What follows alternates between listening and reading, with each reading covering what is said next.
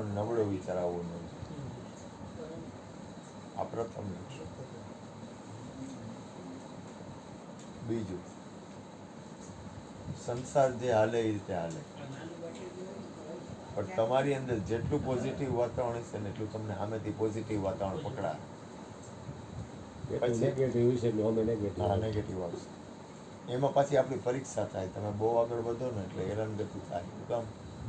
કે જે નબળા વિચારવાળા હોય અથવા જે તમને તમારું જોઈ ન શકતા હોય એ તમને ડિસ્ટર્બ કરે કોઈ પણ રીતે, એક યા બીજી રીતે. અથવા આ દુનિયામાં સૌથી મોટામાં મોટી વાતાવરણ હોય ને, તકલીફવાળી વાતાવરણ તો માલિકી. કારણ કે માલિકી છોડવી બહુ અઘરી છે.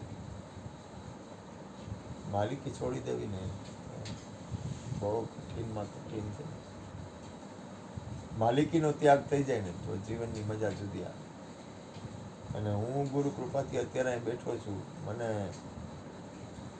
હું પરમાત્માને પ્રાર્થના કરું, હું ખાલી મારી ફરજ બજાવું, મારે કંઈ કરવું નથી, કાંઈ નહીં. પછી ક્યાં ફરજ બજાવું. મારું તમે જે પોઝિટિવ વિચાર કે એનું કારણ એ છે કે હું એ વિચારી હાલું છું કે હું કોઈકનું ખરાબ કરું તો મારું ખરાબ થશે. એટલે હું આમ કોઈ વ્યક્તિ કરું, મેં કોઈનું ખરાબ કર્યું નથી, મારું શું ખરાબ થવાનું? હું એ ગણતરી પોઝિટિવ રહું છું. બરાબર.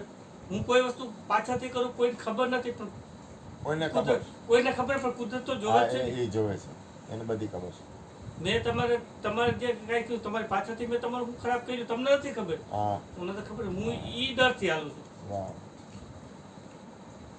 હું એવું જરૂર નથી. હું કોઈ પણ કરી કામ કરો, મને લાગે ભક્તિ નબળો છે, હું ચાર્જર નથી લેતો. અને અમુક જગ્યાએ એ જગ્યાએ અમુક લોકો કહે ભાઈ આનો ચાર્જ બહુ 3 ગણો થાય, તો પછી મારી ફી હોય એ મુજબ જ હું નથી એક્સ્ટ્રા નથી લેતો. કેમ કે મને મારી મહેનત સિવાયનો પૈસો ઘરે લઈ જવો પસંદ જ નથી. એ મને હાલતું જ નથી હું લઈ જવું એવું. ના જ પાડું, મને જ ના પાડે. બરાબર. મને આજ સુધીમાં હું લગભગ બને ત્યાં સુધી હોસ્પિટલ ગયો નથી. અને મને હોસ્પિટલમાં પૈસો દેવો એ મારા માટે મારો હોસ્પિટલનો ખર્ચો આવવો જ ન જોઈએ. તો કારણથી હોસ્પિટલનો પૈસો ન દેવાય. બરોબર છે. હું એવું છે. હું કામ ખરાબ ક્યારે દેવાનો થાય? તમે જ્યારે એવા કર્મ કંઈક કર્યો હોય ત્યારે કર્મ ભોગવવા પડે ને. કોઈ એવી તકલીફ આ જન્મના પૂર્વ ખરાબ કર્યું હોય તો આપણું ખરાબ થાય. અથવા બીજા કોઈના કર્મ આવતા હોય અથવા અમારે તો તમે લેતા હોય આવતું હોય અમારે આવે તમે બીજા કર્મો લેતા હોય એ મને કદાચ આવી જતું હોય, મને ખબર ન હોય. અનુભવે છે. બીજાના કર્મો આવે એટલે ગમે કાંઈક આવે. તમે કોકના કર્મો લીધા હોય તો આવે. એટલે આવી ગયું હોય, ખબર ન હોય. મારી બહુ બાદશાહી નથી, પણ આવી ગયું હોય એટલે થઈ જાય. બાકી તમે હું એવું વિચારું કે આવે. મને અનુભવ થઈ ગયેલા આવે. આ તો ગુરુની કૃપા છે, ભગવાન એટલે આટલું હાલે છે. બાકી તો મારો વારો છે.